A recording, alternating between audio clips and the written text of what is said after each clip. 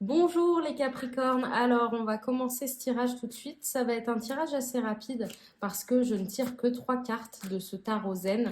Ah tiens, il y en a une qui tombe tout de suite, c'est la carte de l'amitié. Alors on va continuer un petit peu tout ça. Ouh là là là là là là là là là là. Alors là, il faut que je le pose à plat parce que il a l'air très excité aujourd'hui ce tarot. On va voir ce qu'il a à vous dire. Alors, la maturité ici, 2 cartes pour l'instant, le chiffre 2, le chiffre 9. Je vais vous expliquer tout ça un petit peu plus en détail. Les Capricornes. Hop, le rebelle arcane majeur qui arrive ici avec le nombre 6. 2, 9 et 6, si ces chiffres vous font écho, écoutez bien attentivement le tirage. Alors, ce qu'il se passe ici pour vous les Capricornes, vous qui êtes assez passionnés et des travailleurs acharnés qui gravitent un petit peu les échelons et qui sont très très ambitieux.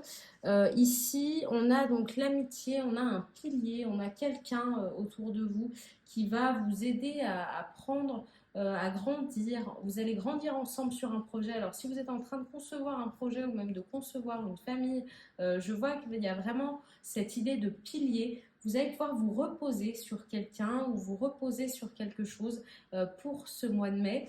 Avec ensuite la maturité. La maturité ici, ça fait vraiment le lien entre la terre et le ciel avec la série de l'arc-en-ciel et le chiffre 9.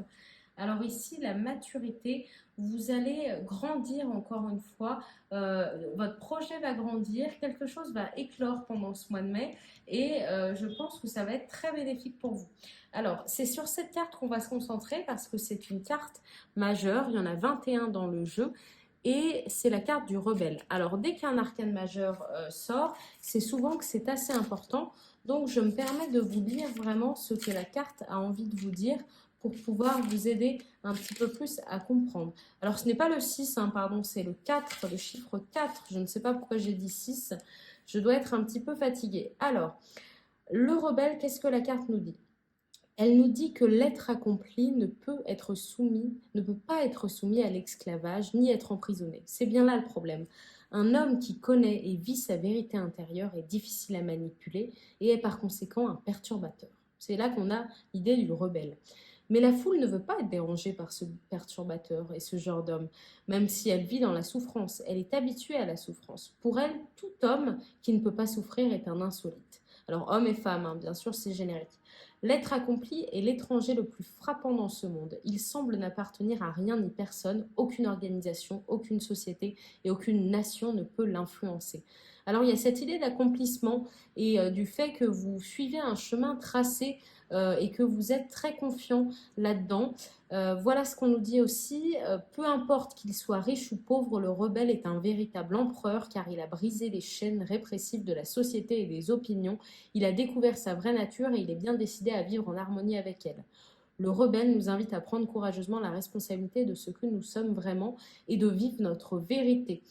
Alors je ne sais pas si ça fait écho pour vous pour l'instant, ou c'est peut-être ce qui va se passer pendant le mois de mai. Il y a cette idée de briser les chaînes, de briser quelque chose qui vous retient. Alors, si on relie les 2 cartes ici, l'amitié et le rebelle, c'est peut-être le moment aussi de résoudre un conflit ou de se libérer de quelque chose dans nos relations ou dans ce qu'il y a autour de nous. Peut-être qu'on a effectivement acquis une maturité et il y a cette maturité qui se rejoint aussi avec cette carte dans l'idée de confiance en soi et en ses ambitions, l'idée que personne ne peut nous mettre entre guillemets dans un moule ou quoi que ce soit. Donc je vois que vous avez réussi à vous libérer de quelque chose, ou en tout cas vous allez réussir à vous libérer de quelque chose et à enfin vous exposer au grand jour. Et il y a vraiment cette idée de période où vous allez prendre en maturité, où vous allez aussi récolter les fruits de votre labeur, avec ici les pommes. On a aussi le ciel étoilé et puis la nature, hein, pas mal. Donc peut-être que vous allez faire de nouvelles expériences à l'extérieur, les Capricornes.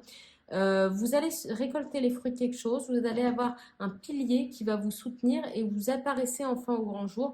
Donc, c'est peut-être déjà enclenché le processus ou ça va s'enclencher pendant ce mois de mai.